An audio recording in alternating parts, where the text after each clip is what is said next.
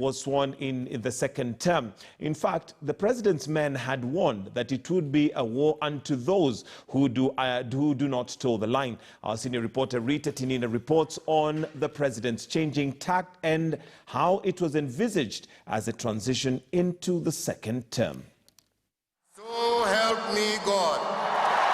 When he took over his second term, Kenya's youngest president still had a lot on his to-do list when it comes to promises and their implementation. Keen to build a legacy, Uhuru Kenyatta's tact was clearly set to change. It is not going to be business as usual. And the president's men warned as much. You will see him in his true colors. This man, Raila Odinga, the country's face of opposition for years, had kept the Jubilee administration on its toes in its first term.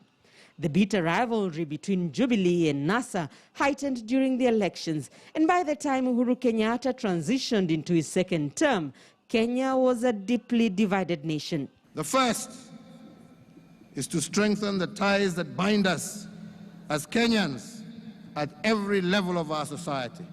The president figured out how to deal with one of his biggest headaches, Raila, who had sworn himself in as the people's president on the 30th of January 2018.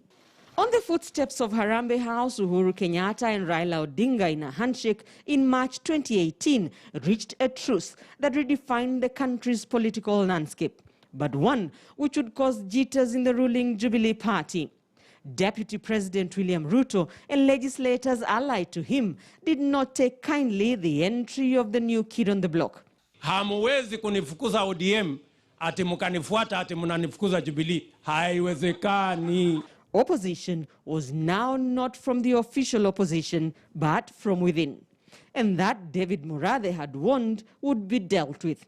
If you are not trending on the street and narrow, woe unto you. Those who did not toe the party line and who are seen to be disloyal to party leader Uhuru Kenyatta have been victims of the recent purge. Former National Assembly Majority Leader Aden Duale and his former Senate counterpart Kipchumba Murkomen are among those who have been replaced. With rebellion in the party, Jubilee is out to widen its political base and ensure it has the numbers needed to push its legislative agenda in Parliament and ensure Uhuru Kenyatta has a smooth ride in his second and final term. Jubilee has so far formalized agreements with Wiper, KANU and Chama cha Mashinani. The president may have more up his sleeves as he seeks to consolidate the political support needed to secure a legacy. Rita Tinina, KTN News. And that is what we're going to be concentrating on. But a quick reminder of that question. Do you think Jubilee Party will remain intact until the next general election? Do you think Jubilee Party will remain intact until the next general election? Jacob Abere says, who told you Jubilee is intact? So it looks like it's already fallen apart. They fell apart long time ago.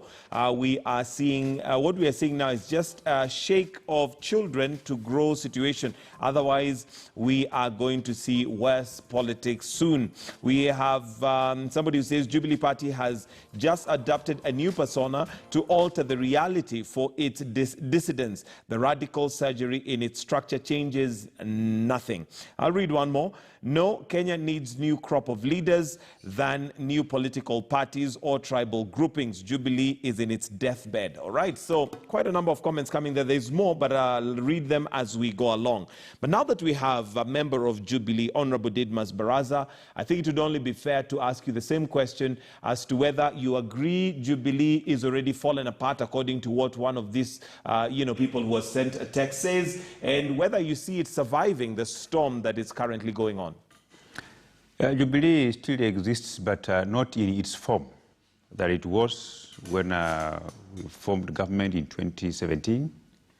Because you've seen other players who are able to come in. You've seen KANU engaging in an agreement. You've seen ODM coming in. You've seen Wiper coming in. So yes, Jubilee exists, but in a different form. Not the way, not the one that surviving, the storm that's currently going on, or maybe even in your opinion, it may not be a storm. No, it will be difficult depending on the circumstances, because the party leader is exiting, is in his last term of the constitutional limit, and we also have other people who are coming in, the ODM, the Wiper, who are doing things differently, and when that time comes, so in 2022, very many people, others will walk out, others will come in. So it will be reduced into a shell if we don't tread careful. Okay. Would you agree with the narrative that the reason why Jubilee is where it is because, one, it has no ideology, no direction, and as a result, anybody who comes in will literally, take it wherever it suits them? I fully agree with you 100%. We are not founded on any ideology. Party organs seem not to operate. And the decision-making is done unilaterally in a particular corner.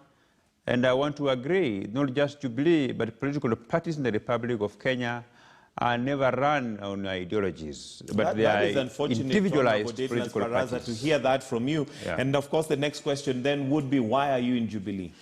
I'm in Jubilee because the Political Parties Act allows me to be here until after 2022. That's when now I can decide to look at which way, how am I going to move forward. Okay. Yeah. All right, Gabriel Muthuma, your thoughts on, first of all, is Jubilee, do you see it surviving the storm that's currently going on? We've just seen the president, when he was being sworn in, saying that it will not be business as usual, and definitely this is not business as usual. Do you see it surviving? Well, Michael, there's something you've called right, and that is the pronouncements of the president in his second term when he said it will not be business as usual. And you have to give that to the president because he has a bird's eye view of what is happening and, and the kind of agenda that he's laid down.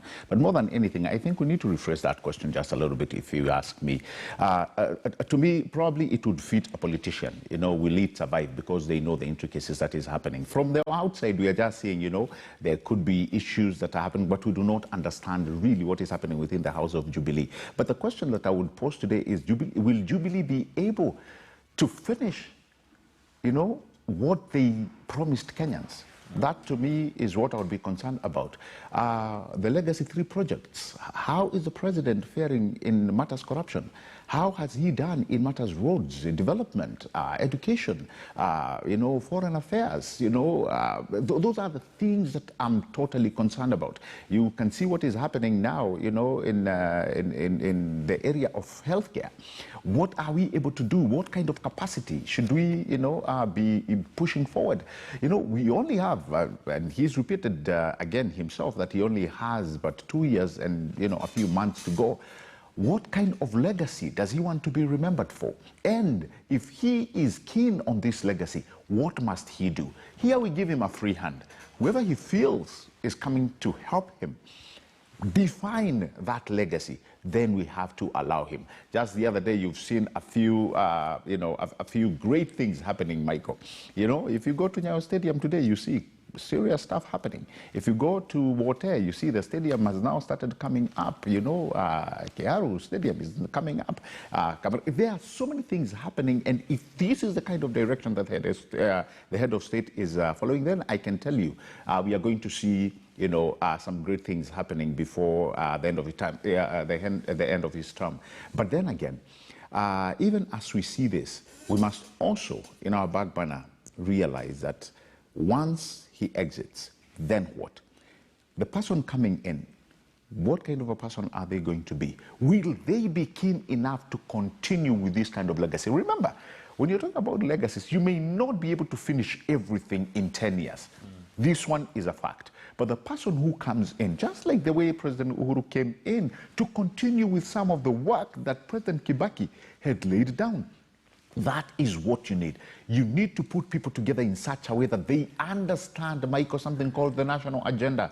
Once we get the national agenda in play, we can actually play and toy around with years. We can say, in the next 30 or 40 years, this is how Kenya should be. Okay. And all of us put our minds towards a national agenda. But remember, that national agenda must have a foundation. All Is this the kind of foundation that President Uhuru Kenyatta is building? Okay, let me come back to Honorable Didmas Baraza and maybe ask you the question whether you're proud of where Jubilee is today, because given the promises that were made, we seem to be having so much politics playing until, like Gabriel Mudhuma reminds us, the 4 pillars of President Uhuru Kenyatta that he came in with for the second term seem to have been forgotten. Are you proud, of where Jubilee is right now? Not at all. We did very well in between 2013 and 2017.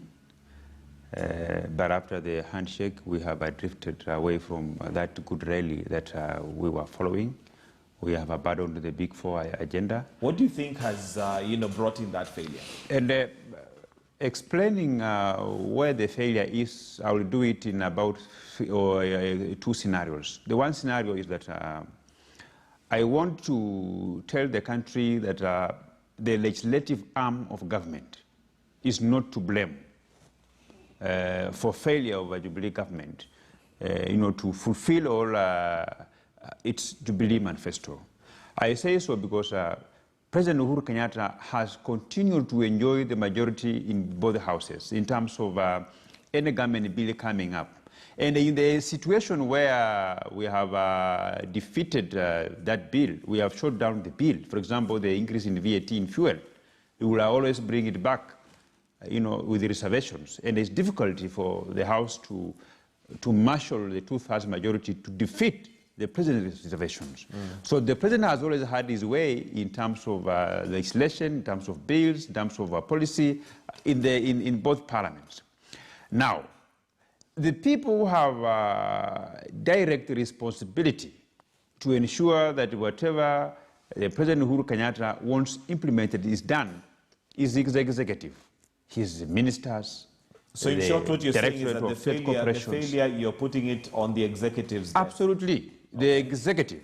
Because as the National Assembly, we have given them money, we have approved all bills necessary for them to progress forward. So as a member of parliament and a member of Jubilee, what would you say to your constituents that put you there and gave you the mandate, and Kenyans looking up to you expecting results, but all we're getting now is blame game? Now you're shifting the blame from the legislative arm to the executive. You must separate. My role as a member of parliament are clearly cut out. The only development basket that is associated with me directly is management of CDF Kitty, building schools, issuing bursaries, and building roads through Kera, which I have done so diligently, and I will present myself in 2022 before my constituents for scrutiny. That's true, but you also have a mandate to keep the executive into account. Absolutely, I put the executive into account through parliamentary oversight, through the committees that I stand in. I have done so diligently. I have weighed in and gave my opinions on the Auditor General's reports about state corporations that have embezzled funds or they have not accounted funds properly. That is how we do it.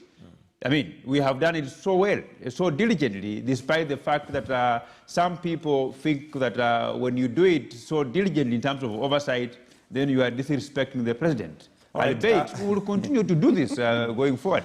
All right, Gabriel, do you agree that members of parliament, particularly those allied to the Jubilee, or those members of Jubilee Party, have done their part and held the executive? Or do you agree maybe whether it's the executive that is to blame for where we are? Well, first of all, to an extent, I may agree with what Mheshimiwa has said. And, when you are talking about the scorecard, Michael, this is a term I think me and you have actually repeated it more than once in our last few shows. Me and yourself and, XYZ voter, when we come to Mheshimiwa Didmas, it is true, we will just question them. We gave you the mandate. What have you done for us? You had the numbers in parliament. What were you able to push? So I think their scorecard, will depend on how we look at it and what they promised us. So on that one, I think he is very, very, very right. And the fact that they also had, near majority in parliament and, in the Senate would only ensure or tell us that they should have more, and so we are expecting more in the time or in the period that is remaining. But more than that, Michael, we still go back to what we talked about earlier on. What do we care for, we as Kenyans? You know, we may not really care much on what is happening in the House of Jubilee because we have the scorecard. We are the ones who will tell them, where have you reached with what you promised us? You told us about a manifesto. Where are you now with it? Are we able to see more patients coming to, you know, the county level hospitals and being able to get treatment? Are we seeing roads that you told us? Have we seen the SGR? Have we seen, you know, the schools that, you know, coming up, the new curriculum? You know, what happened to the digital learning program? You know, those are some of the things that really matter to the Kenyan taxpayer. And so as we move along in these 2 years, I go back to what I said earlier on, Michael, about the Big Four agenda. We don't hear about the Big Four agenda a lot being mentioned, probably because we have other items on the news, like now what is happening in the Party and Jubilee and what have you. But what matters most to many Kenyans is things like food security. These are things that will come up. Are we food secure as a nation? When we look at healthcare, I mean, what kind of steps, what kind of measures have we taken? Yes, this one I can tell you without fear of contradiction. We may not be where we want to be, but honestly, we are not where we used to be 10 years ago. So yes, as much as we are seeing a record, some element of track record, we need to know how far we can push before these 2 years are over, because that is what will matter. Really, Michael, nobody will care what happened to Jubilee 3 years ago, whether there was internal wrangling. What will matter most is what have they delivered against the promise that they made. Just in 1 minute, Michael, if you can go back and you know, redraft all the budget speeches by CS Treasury for the last 7 years, then we'll be able to know where the government of Uhuru Kenyatta wanted to go. And you can search again from parliamentary Hansard, and you tell me any situation or any instance where Parliament frustrated those efforts by government. Jubilee government is our baby. As National Assembly, as members of Parliament, we have done everything possible, providing breastfeeding this baby, weaning this baby, giving this baby mashed potatoes, changing the diapers. Or if the baby is not walking, is not crawling, that's not our problem. To find in Jamani.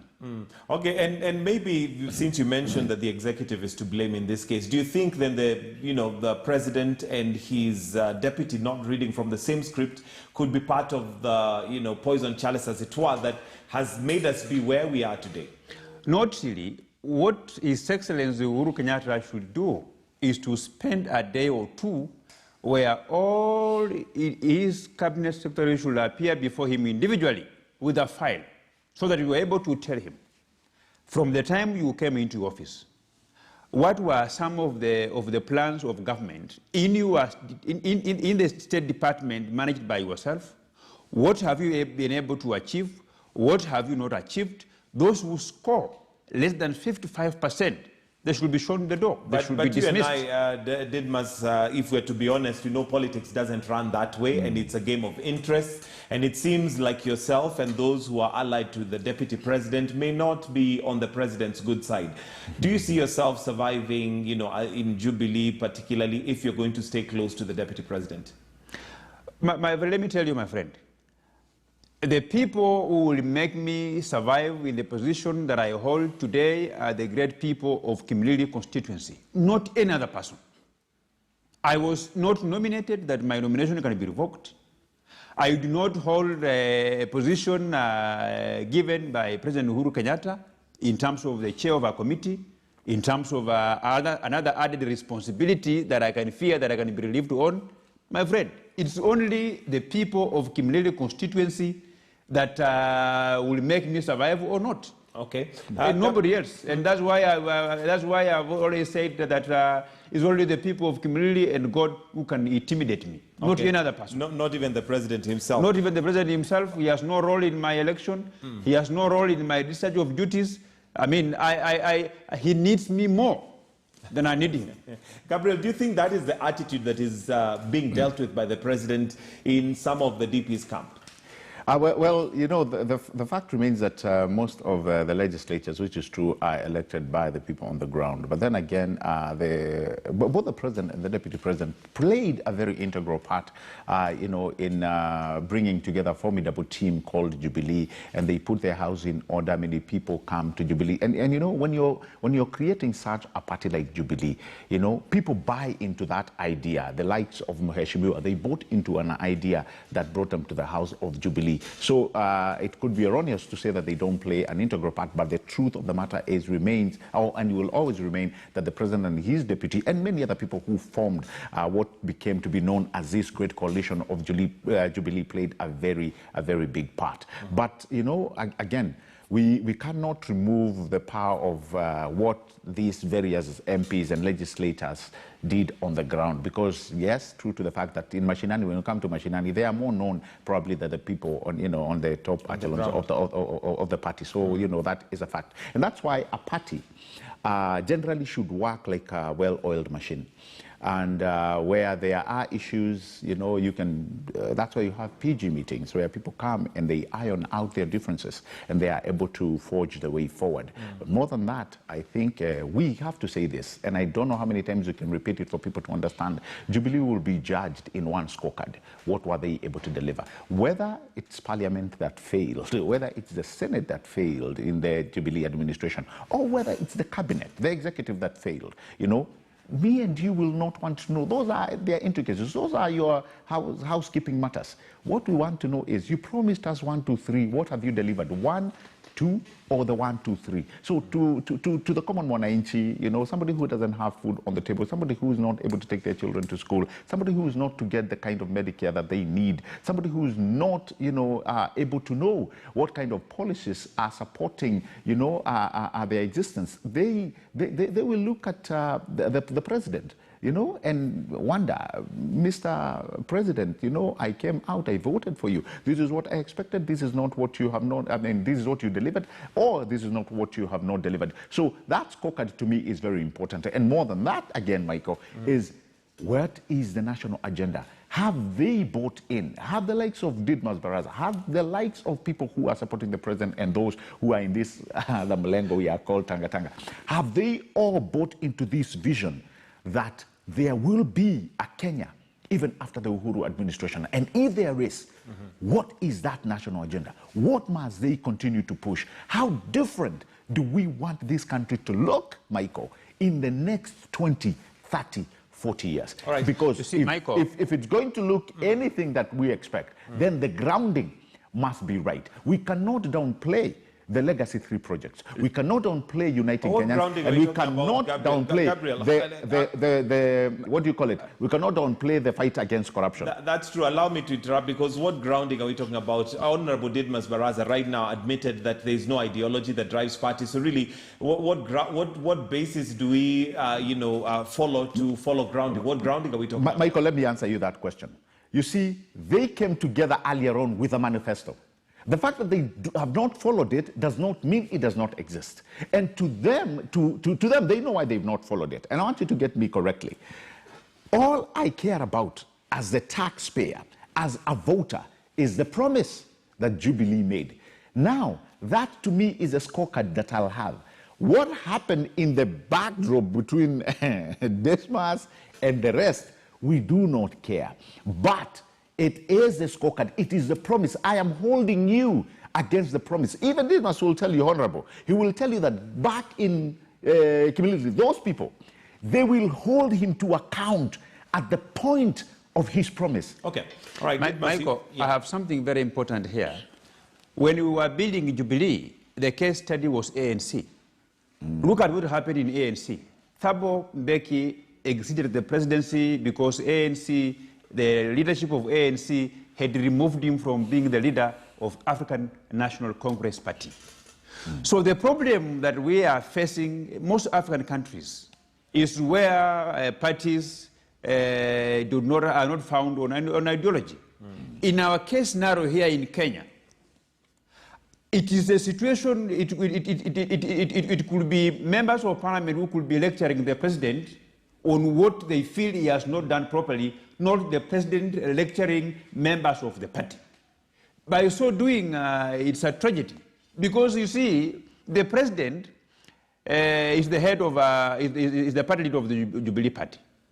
But the organs of the party are the one that holds him. The members of the party are the one that holds him. He is only an individual who is implementing the bigger vision of the party.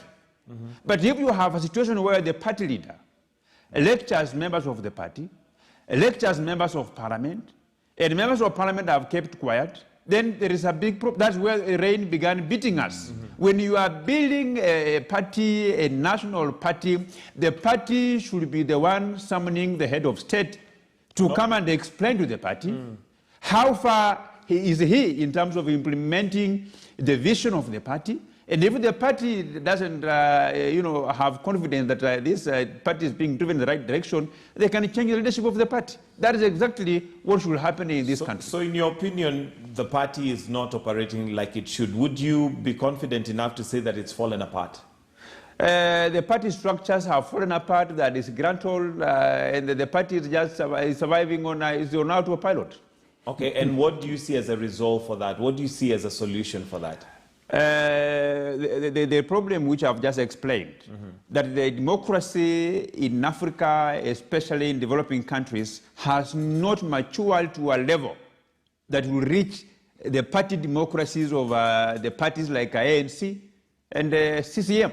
We still have a lot of personalization of party matters. We still have a lot of flouting of our own party's constitution. Even our own political parties act is not properly followed. We have members of parliament who are members of one party who are advancing the agenda of different political parties. You saw what happened in Kibra, where MPs of Jubilee were campaigning against the Jubilee candidate in broad daylight, and they were advancing the agenda of the rival political party. No action was taken. So that is where the rain began to beat us from. All right, Gabriel, do you agree that, when we look at even political parties, maybe the conversation we should even be having is what is a political party? Because our political parties in Kenya seem to be completely differently structured. I mean, right now, if we look at Jubilee and ODM, ANC, we have the likes of Wiper, who had at one time, through their leader, said that they would rather die than be caught in the same place with Jubilee, but now they're together. This, again, comes to literally who is fooling who. I mean, when we see our leaders change tact and change parties from one to the other, with no shame whatsoever, what are we left to think? Well, Michael, let me tell you, and that's a great question. Let me tell you what I thought. In the onset when Jubilee was formed, the reason why I liked the formation of Jubilee, it is because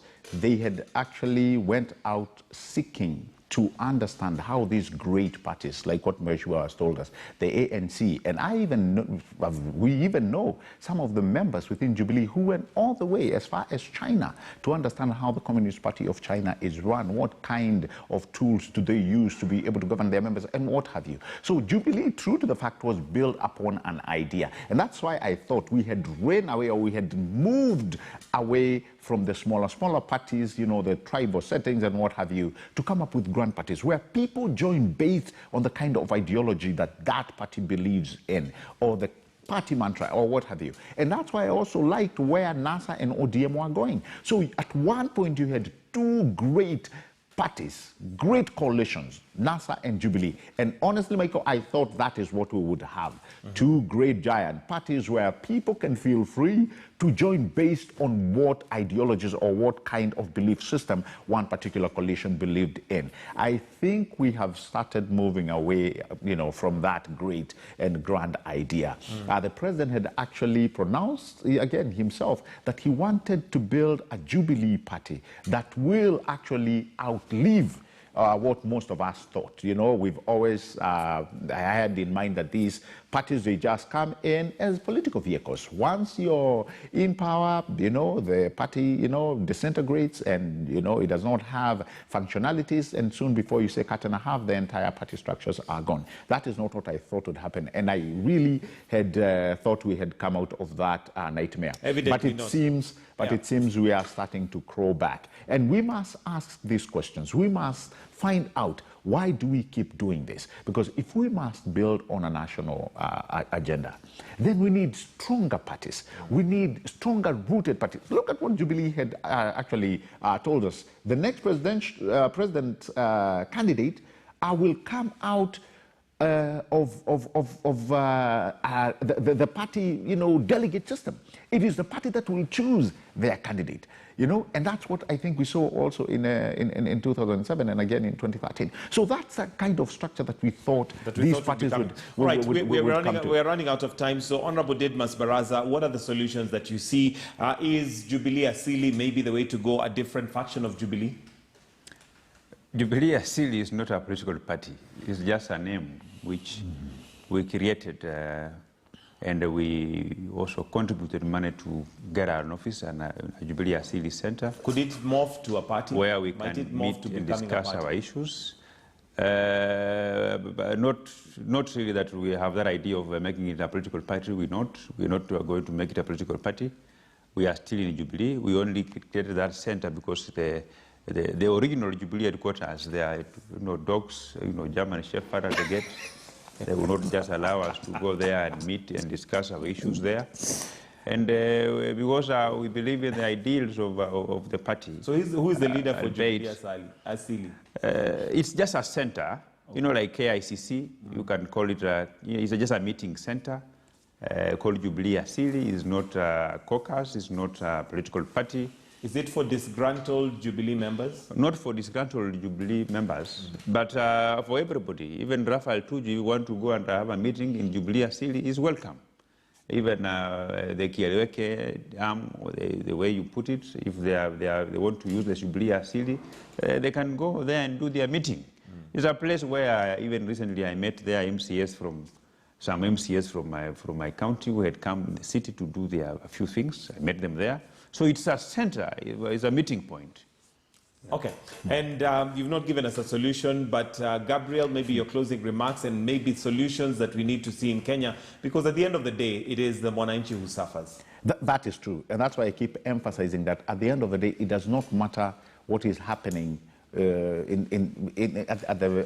the back end. We do not see the back end. We don't know the intricacies. Dismas Honorable has told us, yes, that things are not seated in place. There are a few things, obviously, that we can see also, you know, not sitting in place. But for Jubilees, for their ducks to swim in a row, they must do so because of the greater good. And the greater good is the promise. Jubilee made serious promises to Kenyans, and Kenyans will hold them at the point of their promise. Again, Honorable has just told us where you know, his political power emanates from. It is the people. Those people back in his constituency, looking up to him for direction. And again, what he promised he will deliver to them. That's all they care. Yes, there could be infightings, but we would expect that, you know, as people who one time believed in an idea to change Kenya, I only hope that they go back to that primary focus. They still have time. You know, many people are saying, oh, 2 years, yeah, there's no time, you know, no. Michael, 2 years is a long time. You can actually cement a legacy in 2 years. You can actually put the country, you know, in a path for prosperity. 2 years is a long time. That 2 years. All right, Didmas Baraza, your closing remarks. I think this country needs to change the way of doing things, and we need to respect institutions and respect the law that guide us.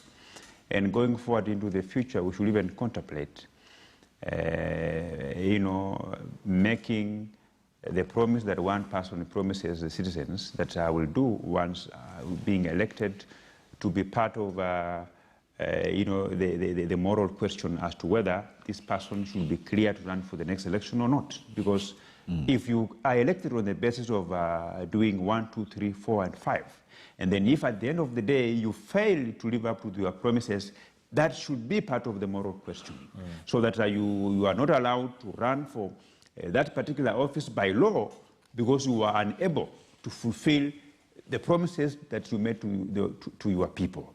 We want to see a situation where all presidential candidates will deposit their manifesto with the electoral political parties, with the IEBC, with the EACC, that 5 years after your tenure, if it will be clear that you have not even implemented 20% of the promises that you made before Kenyans, then you should be barred for running for the same offices for future. All right. Well, gentlemen, we'll have to wind up right there. Thank you very much, Honorable Didmas Baraza, who's a member of Parliament for Kimilili constituency, and Gabriel Mudhuma, political analyst. Thank you for joining us this morning. It is now 7 minutes after 8. We're going to take a short break, but when we come back, we have more news and reviews coming up right here on Morning Express. Do stay with us.